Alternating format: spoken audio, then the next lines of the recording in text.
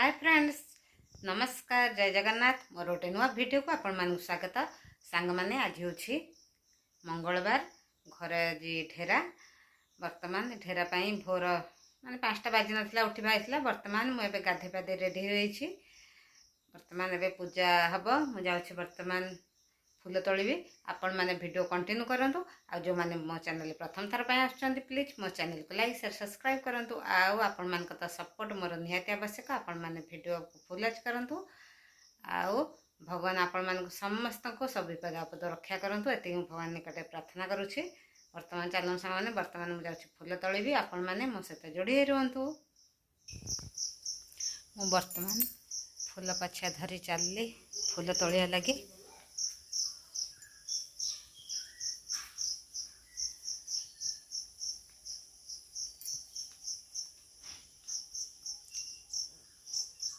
देखंतु टराटा फूल सहित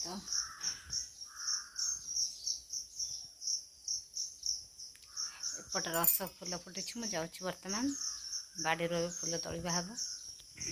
वर्तमान देखंतु मु टराटा फूल तोलुछि।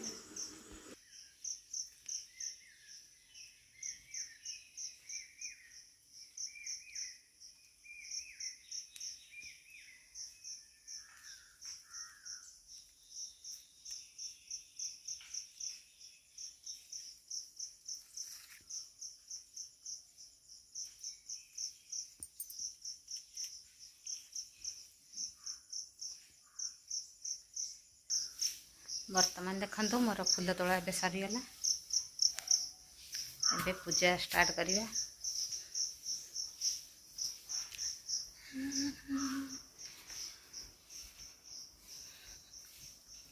एबे ठाकुर घर चलली। वर्तमान टाइम आसिकी 6टा 15 20 हो गलानी। वर्तमान एबे चिता टिके बाटी देबी। चिता सब टिके पड़ो। चिता टिके बाटिबी तापर पूजा स्टार्ट करी। जेतु 8:30 9टा सुधा ढेरा पाई नेबे सब गाँ सारा स्त्री लोक से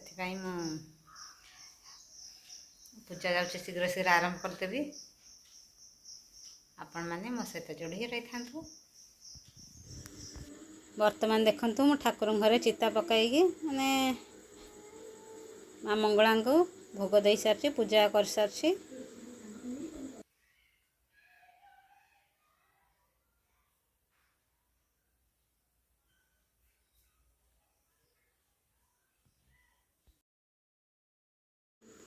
वर्तमान देखंतु मु ढेरा पाई माने दांडरे पूजा कर सारी। आ गाँ स्त्री लोक माने मध्य देखंतु दांडरे माने पूजा मध्य समस्ते कर सारछंती। माने प्राय स्त्री लोक कर सारलेनी पूजा। जन जन खाली बाकी अछंती। जेतु टाइम आसी 8टा 15 20 होईची सेति पई प्रायंकर सरी गलानी। अल्प किछि लोकंकर ढेरा पाई पूजा बाकी अछि।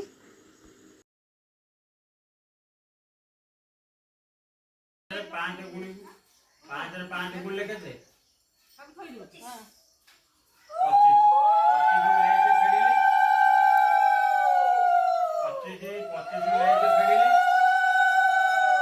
24 एगा तो कोई 4 हबो। तो कोई 4 हबो। तो 24 एटे केमि हबो? 5 गुण 5 आजे बाबा तो सब गुण केते गुणी उनकी एक फेडिले एतिन हो। एटा कपूरडा जाळनियो जी आंच कपूरडा टिके जाळिबोनी। ए फुलडा ओजडे बाछिया दिरे 200 रे केते गुणी जी एक फेडिले आय आनंद तो हो। वर्तमान सांग माने टाइम आसी 10:30 बाजी गलानी। आ मोर तो ढेरा पूजा सरी जाइछि। गाँ स्त्री लोक माने ढेरा पूजा किपरि कले मु आपण मानकु देखाइली। ता सहित आपण माने आपण को सेपटरे ढेरा पूजा हेउछि कि नाही एपटरे ढेरा पूजा हुए। ता सहित वर्तमान मु एबे छात पर आसी। माने खरा आज प्रबल आकार होछि। छात को आसी लुगा तोली के नबा लगी। आज गोटे जगह को जिबा लगी। एक्चुअली आज बैंक जिबार अछि। अकाउंट गोटे खोलिबार अछि। आपण माने जानि छथि कोन पई सुभद्रा योजना पई। एक्चुअली जे अकाउंट खोला आइतला हमरा सेटा लागिबनी। से पई ମୁଁ ଯାଉଛି ଆଉ ଗୋଟେ ଆକାଉଣ୍ଟ ଖୋଲିବା ଲାଗି। ବର୍ତ୍ତମାନ ଛାତ ଉପରକୁ ଏବେ ଆସିଯାଇଛି। ଲୁଗାପଟା ତୋଳି ଦେଇକି ନେଇଯିବି ଘରକୁ। କାଳେ ଯଦି ବର୍ଷା ହେବ କ'ଣ ହେବ, ତୋଳିକି ରଖିଦେବି। ତାପରେ ସେ ଜାଗାକୁ ଯିବାର ଅଛି। କିନ୍ତୁ ଖରା ପ୍ରବଳ ଆକାରରେ ହେଉଛି।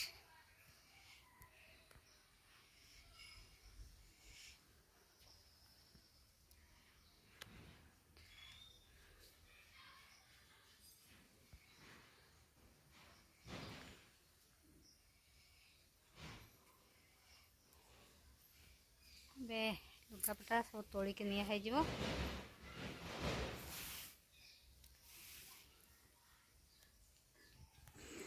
ଏବେ ମୋର ଖାଇବାର ଅଛି ପଖାଳ ଭାତ, ନଡ଼ିଆ ବଡ଼ି ଛେଚା, ଆଳୁ ଟମାଟୋ ମିକ୍ସଚର, ଗୋଟେ ଦଳା ତିଆରି ଚାଲିଛି।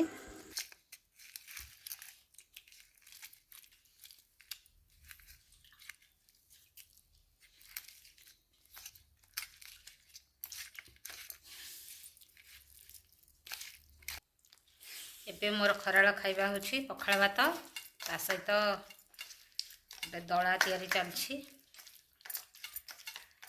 ଆଳୁ ଟମାଟୋ ମିକ୍ସଚର ଗୋଟେ ଦଳା, ତାପରେ ନଡ଼ିଆ ବଡ଼ି ଛେଚା।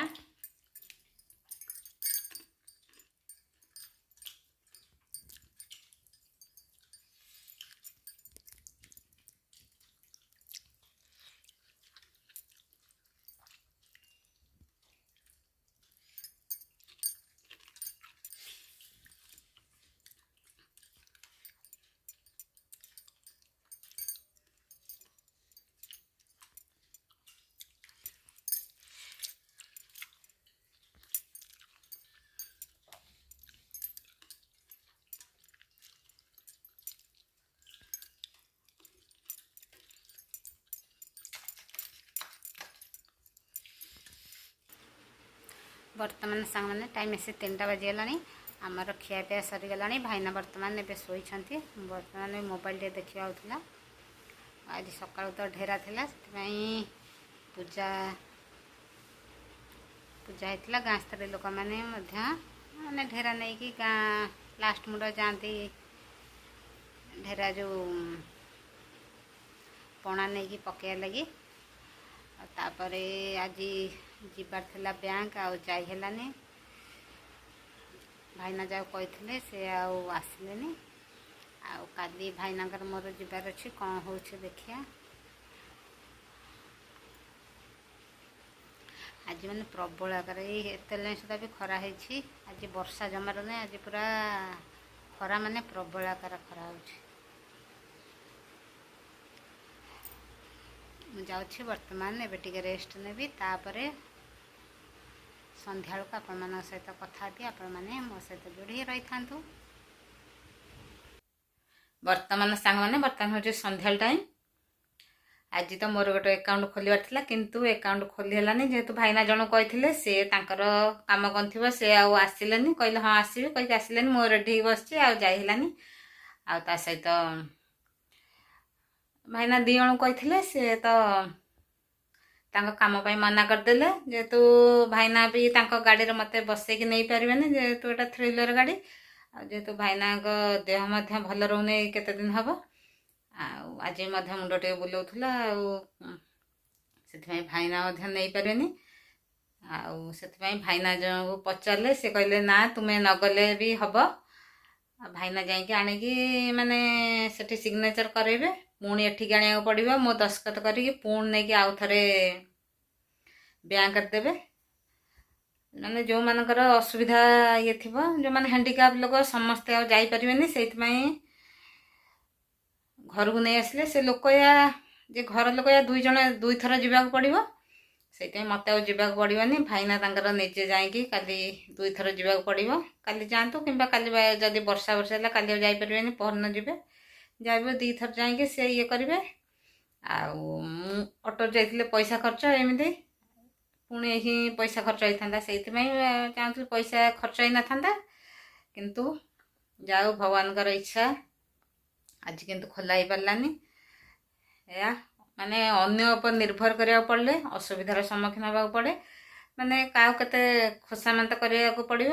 ମୋତେ ତ କାହାକୁ ଏତେ ଖୋସାମନ୍ତ କରିବାକୁ ଭଲ ଲାଗେ ନା। ଭାଇନା କହିଥିଲେ ଯେହେତୁ ମୁଁ କହିଲି ବରଂ 200 ଟଙ୍କା ପଡ଼ୁ କି ଯାହା ପଇସା ପଡ଼ୁ ବରଂ ଅଟୋରେ ଆମେ ପଳେଇବା, କିନ୍ତୁ ଭାଇନା କହିଲେ ପଇସା ଖର୍ଚ୍ଚ ହେବ, ଆଉ ସେଥିପାଇଁ ଭାଇନା ଆଉ ଯିବା ପାଇଁ ଏତେ ଚାହିଁଲେନି।